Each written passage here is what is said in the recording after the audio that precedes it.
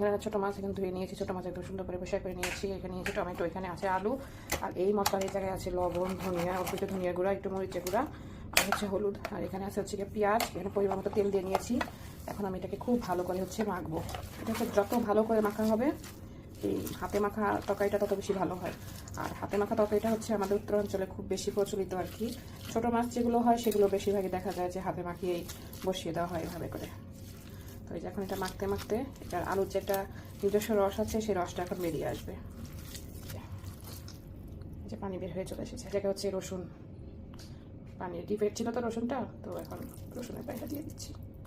এতটুকু পানি দিয়ে আমার মাছটা রান্না হবে, আর কোনো এক্সট্রা কোনো পানি দিব না আমি।